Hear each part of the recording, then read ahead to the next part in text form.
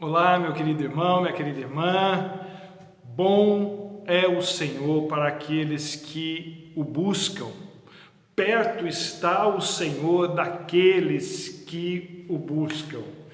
É assim que a gente deve levar a nossa vida, levando em consideração esses fatores, que o Senhor é bom para aqueles que o buscam e que o Senhor está mais perto do que a gente imagina. Deus não está longe e Deus não é mau. E antes de lermos o texto da palavra de Deus para nós meditarmos hoje, eu quero orar com você para que Deus nos abençoe, para que Deus derrame o seu Espírito sobre nós e encha o nosso coração de alegria, de paz, encha a nossa vida com vida abundante, cuja única fonte é Ele, é o sangue de Jesus. Vamos orar. Senhor, nosso Deus e nosso Pai, obrigado, Senhor, pelo privilégio da vida. Obrigado pelo privilégio maior da salvação em Cristo Jesus, nosso Senhor. Obrigado, Senhor, por essa meditação que faremos na Tua Palavra, que ela alcance os nossos corações, que ela sirva de bênção e consolo e cura para as nossas almas, para o nosso espírito, para o nosso corpo. Nós queremos, ó Deus, pedir que o Teu Espírito Santo nos encha nesse momento e que Ele revele para nós aquelas coisas mais profundas da Tua Palavra que podem realmente fazer diferença nas nossas vidas. Que o homem desapareça para que o Teu Espírito, ó Deus, surja e fale aos nossos corações. Nós oramos assim, no nome de Jesus. Amém e amém. O texto escolhido para a nossa meditação de hoje é o Evangelho de João, no capítulo 11. Evangelho de João, no capítulo 11, os primeiros versículos dizem o seguinte: havia um homem chamado Lázaro. Ele era de Betânia, do povoado de Maria e de sua irmã Marta. E aconteceu que Lázaro ficou doente. Maria, sua irmã, era a mesma que derramara perfume sobre o Senhor e lhe enxugara os pés com os cabelos. Então as irmãs de Lázaro mandaram dizer a Jesus: Senhor, aquele a quem amas está doente. Ao ouvir isso, Jesus disse: essa doença não acabará em morte. É para a glória de Deus, para que o Filho de Deus seja glorificado por meio dela. Jesus amava a Marta, a irmã dela e a Lázaro. Até aqui. Você está preparado, meu querido? Você está preparada, minha querida? Para quê, pastor? Preparação é algo que, quando bem feita, levada a sério, poupa muitos dissabores. Não todos, mas muitos. O que aconteceu no mundo esse ano, o que está acontecendo no mundo esse ano, revelou que ninguém estava preparado ou está preparado para o que está por vir. A gente vive o dia de hoje com preocupações que a gente considera reais, mas na verdade não nos preocupamos muito com o que vem pela frente, até que o que vem pela frente chegue.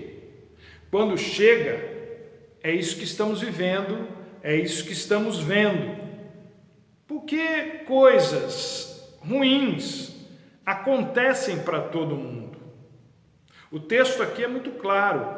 Aconteceu que Lázaro ficou doente. Aconteceu, ficou doente. Então, coisas ruins acontecem na vida da gente. Confusão e discussão acontecem em todas as casas, em todas as famílias, em todos os lares. Doenças e morte acontecem em todas as famílias. Desemprego e dificuldade financeira acontecem em 90% da população mundial, isso chutando baixo. É mais provável que essa porcentagem alcance os 95%.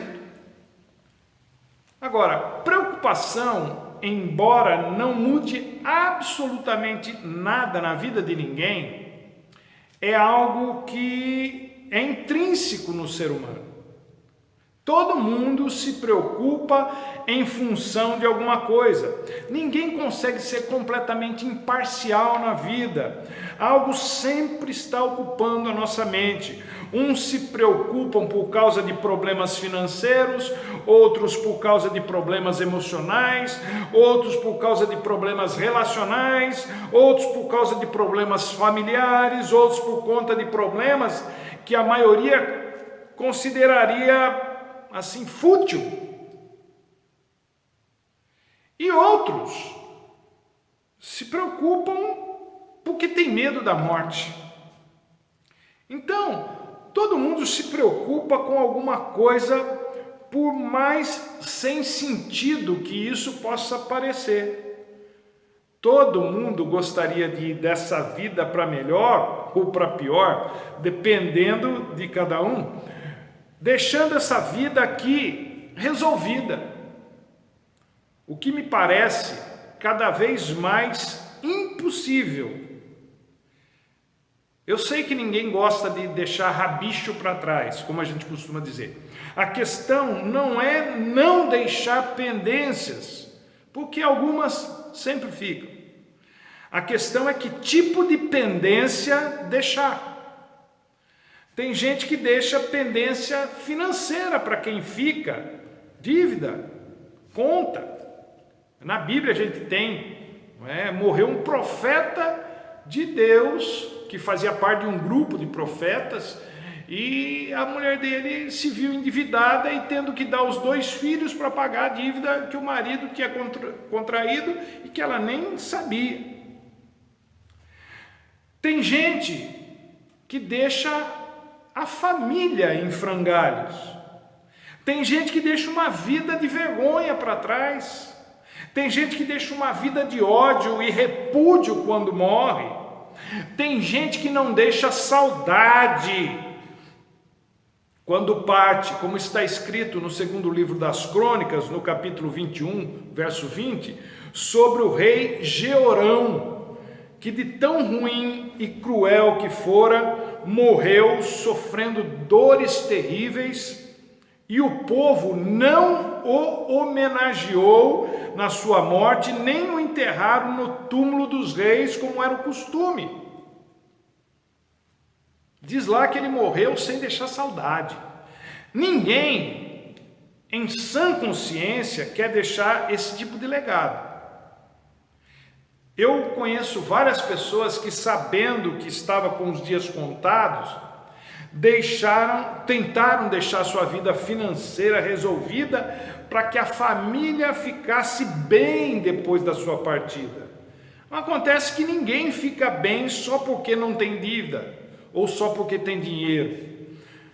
Eu sempre disse isso para o meu pai. Meu pai falava assim que dinheiro traz felicidade. Eu falei para o pai, dinheiro ele traz comodidade, mas não traz felicidade. Não sempre, ou quase nunca. É bom ter, e eu gostaria de ter bastante, até para repartir com quem não tem. Mas daí a dizer que o dinheiro vai fazer a gente feliz, é uma distância muito grande. Então, há muitas outras questões, aliás, há tantas questões que fica praticamente impossível deixar tudo nos conformes. E por que é praticamente impossível deixar tudo certinho?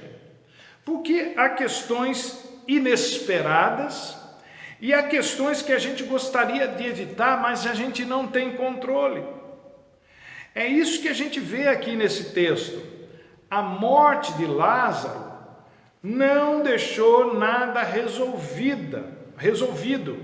E Jesus, ao contrário do que se possa pensar, está sim preocupado com o fato de não vivermos uma vida abundante, em vivermos uma vida com que nos tire o prazer de viver para a glória de Deus. Viver ligado em Deus é como ter a sua energia vital carregada constantemente. Viver desligado de Deus é ser como um celular descarregado. O que acontece? Lá tem muita informação, dentro tem fotos, tem conversas, tem recordações, muitos bate-papos lá, filmes, filmagens, mas não servem para nada, são inacessíveis, sem bateria carregada. É por isso que a Bíblia diz que uma pessoa sem Deus está morta. De certa forma, todos nós podemos ser comparados, nesse sentido, aos celulares, não é? Com muita bateria, com 50% da carga, com pouca bateria ou totalmente descarregados. Os anos se encarregam disso conosco. Quando a gente nasce hipoteticamente com uma carga toda.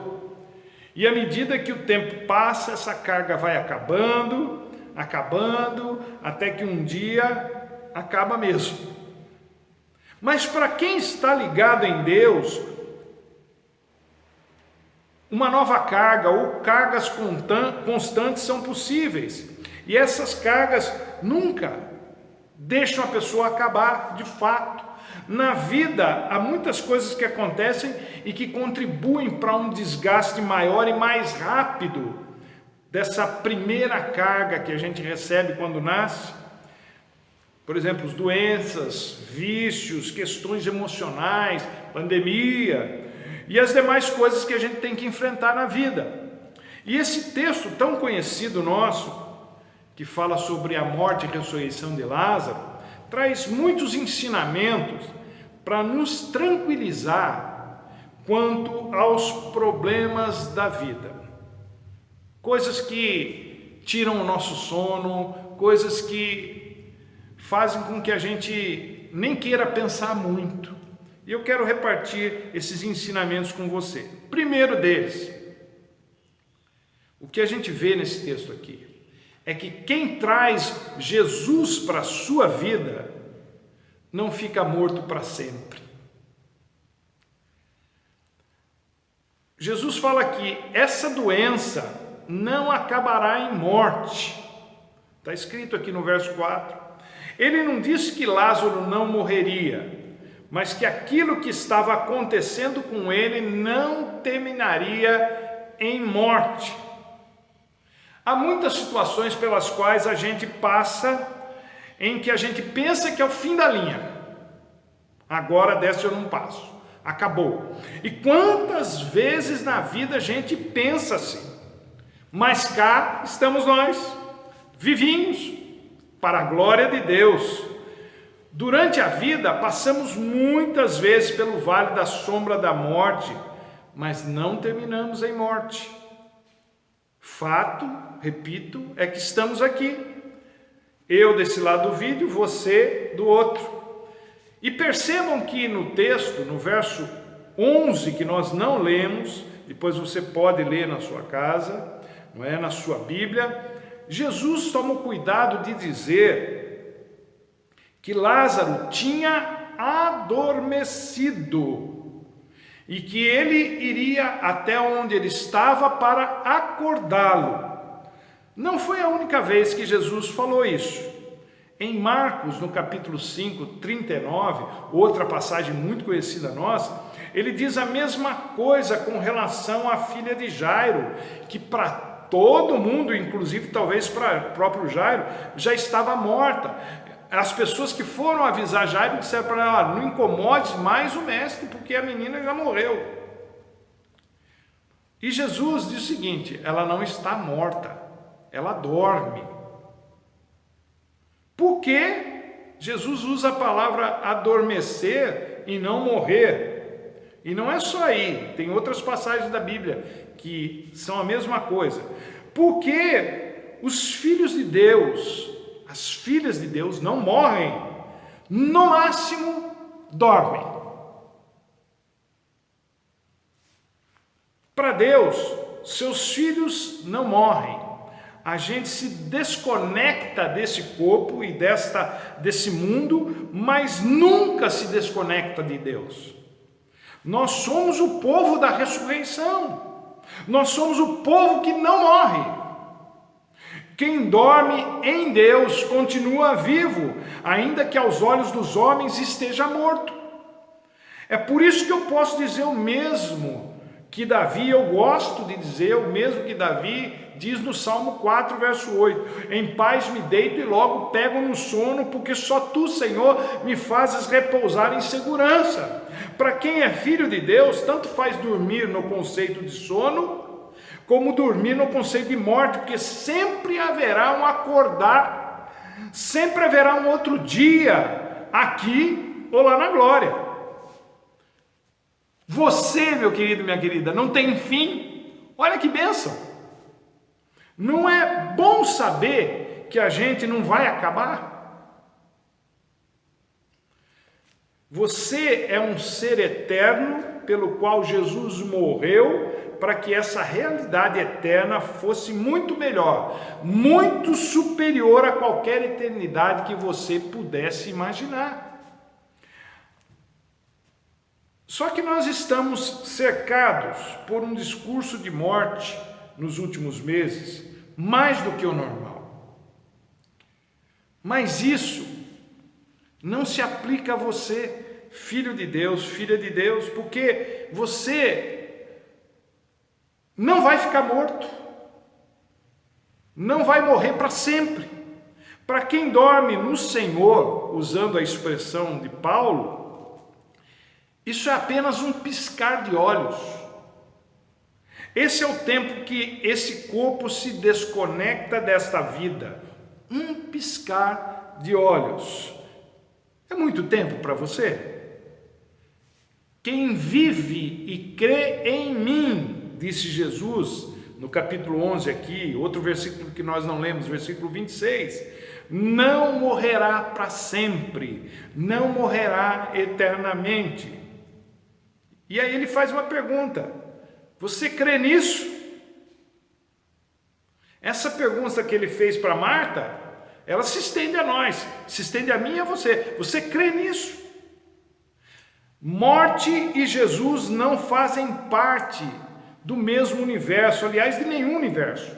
Onde tem Jesus não tem morte e não tem trevas.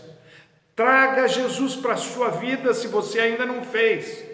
E se você já trouxe, é hora de você confiar nele, de crer nele, de se apropriar do seu sacrifício na cruz do Calvário. Você não vai morrer. Isso que você está passando não é para a morte, é para a glória de Deus. Isso me leva a um segundo ponto. Quem traz Jesus para a sua vida não morre, mas pode ter a certeza de que a sua vida tem propósito, e esse propósito é a glória de Deus. Eu sei que é difícil pensar nisso, ou acreditar nisso. Muitas pessoas têm me dito nesses dias: eu estou assim desanimado, minha vida parece que está sem propósito. Passar pelo vale da sombra da morte sem que isso redunde em algo positivo não faz sentido algum e não faz parte do propósito de Deus. Deus vai ser glorificado através da sua vida, através do seu sofrimento e da sua vitória sobre esse sofrimento. Isso vai ser extremamente positivo na sua vida. Algumas pessoas, não sei por que, são escolhidas, têm o privilégio de brilhar por Deus nesse sentido, mais do que outras até. Eu sei que isso não soa bem, eu sei que os mais humanistas não conseguem ver esse tipo de argumento com bons olhos, esse negócio da gente sofrer para Deus ser glorificado, não é algo que pareça ter sentido, mas é uma realidade bíblica. Foi assim na vida de Lázaro e na vida das suas irmãs, e na vida de muitos outros personagens das Escrituras. Jesus disse que o sofrimento deles tinha um propósito, e esse propósito era a glória de Deus. Se a gente gosta disso ou não, se a gente concorda com isso ou não, é outra história. Mas que Deus pega o nosso sofrimento, que é decorrência do pecado dos nossos pais, Adão e Eva, e o transforma em propósito para a glória dele, isso é bíblico. Aqueles que Deus ama não sofrem simplesmente por sofrer. O sofrimento não é um fim em si mesmo, na vida daqueles a quem Deus ama. Não! Deus não produz o nosso sofrimento, isso é salário do pecado. Mas o que Ele faz é transformar o nosso sofrimento em algo positivo que implique na glória dEle. Positivo para nós e glória para Deus. Mas pastor, o que tem de positivo na vida de quem sofre um abuso, de quem sofre uma perda, de quem sofre um desgaste emocional muito grande, um trauma? Como o sofrimento de alguém pode trazer glória para Deus? Do ponto de vista humano,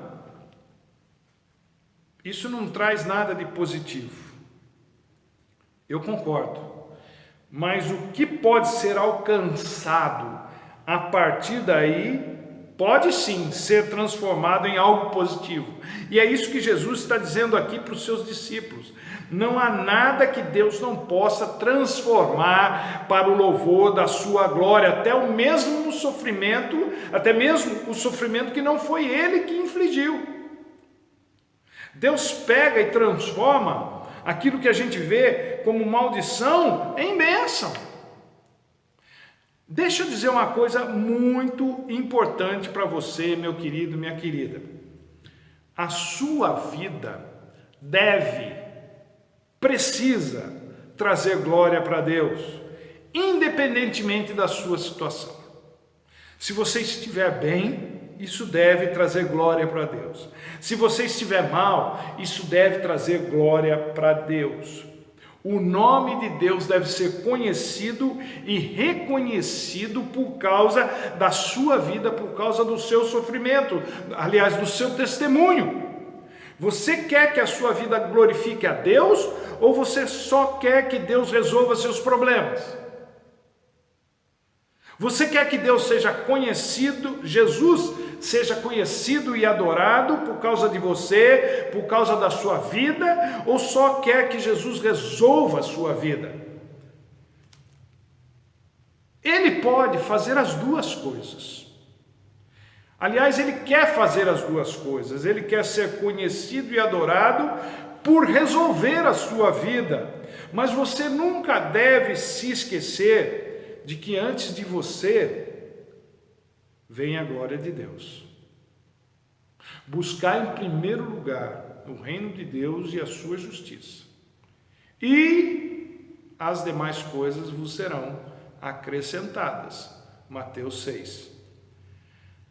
Então sirva a Deus com a sua enfermidade ou com a sua saúde. Sirva a Deus com o seu dinheiro ou sem dinheiro. Sirva a Deus tendo uma família abençoada ou fazendo parte de uma família disfuncional, com um casamento maravilhoso ou com um casamento em pé de guerra ou sem casamento. Essa postura pode fazer com que a maldição se transforme em bênção. Terceira coisa, quem traz Jesus para a sua vida não fica frustrado para sempre. Foi isso que Marta e Maria e aquelas pessoas que acharam que Jesus tinha demorado demais para atender aquilo que eles consideravam uma emergência, foi isso que essas pessoas descobriram. Porque quando Jesus foi avisado de que Lázaro estava mal, ele ainda esperou 2 dias para ir até onde Lázaro estava.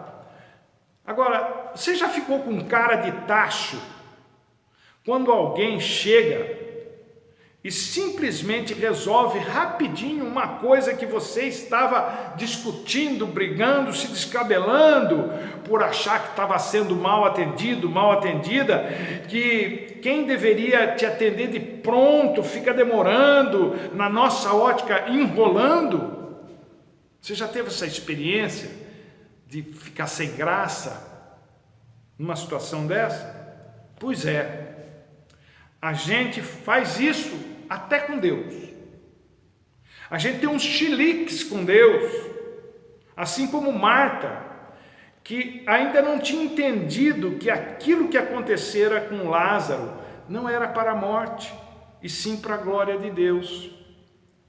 Marta teve que passar pelo constrangimento de ter que engolir as suas palavras quando Jesus fez o milagre de ressuscitar a Lázaro. Bendito constrangimento, diga-se de passagem, hein? Mas mesmo assim, um constrangimento. Uma das frases que eu mais detesto ouvir, talvez você goste, eu não gosto, é essa aqui: eu não falei? Eu não te disse? Pensa num negócio que me deixa pior do que eu estava antes. Agora, Deus não usa desse expediente conosco. Ele não fala isso depois que ele realizou o milagre. Ele fala antes de realizar. Deus não tripudia em cima da gente. Antes de deixar a gente com cara de tacho, Jesus diz para nós o que disse para Marta: eu não te disse que se creres verás a glória de Deus? Jesus disse isso antes de ressuscitar Lázaro, não depois. Está lá em João 11:40. Os constrangimentos que a gente passa com Deus só revelam o quão frágil é a nossa fé, a nossa confiança nele. Então, já está mais do que na hora, meu querido, minha querida, de nós confiarmos em Deus de olhos fechados. O que a gente precisa lembrar dessa palavra aqui? Lembre-se de que quem traz Jesus para a sua vida não fica morto para sempre. Isso que você está passando, meu querido, minha querida, não vai acabar com você. Não vai terminar em morte. Porque quem é de Deus não morre. Segunda coisa que você não deve se esquecer: quem traz Jesus para a sua vida pode ter a certeza de que a sua vida, esteja do jeito que estiver, ela tem um propósito. E qual que é esse propósito? A sua vida é para a glória, para o louvor da glória de Deus, é o que diz Paulo em Efésios, no capítulo 1. Nós fomos criados para o louvor da sua glória. A sua situação, a sua vida, mesmo que você ache que nesse momento esteja sem propósito, Deus vai transformá-la para a sua glória. E por último, quem traz Jesus para a sua vida não fica frustrado para sempre. Eu sei que esse momento pode estar deixando você para baixo, mas saiba que vai chegar um momento em que Jesus vai fazer o milagre, em que aquilo que parece morto para você, Jesus vai ressuscitar. Você só tem que crer. Jesus já não nos disse que se cremos, veremos a glória de Deus? Você quer ver a glória de Deus? Eu quero. O que a gente precisa fazer? Crer. Crer no poder de Deus, crer no amor de Deus por nós, crer na bondade de Deus para conosco. Creia nisso e você verá a glória de Deus. Deus te abençoe e até a próxima, se Ele assim permitir.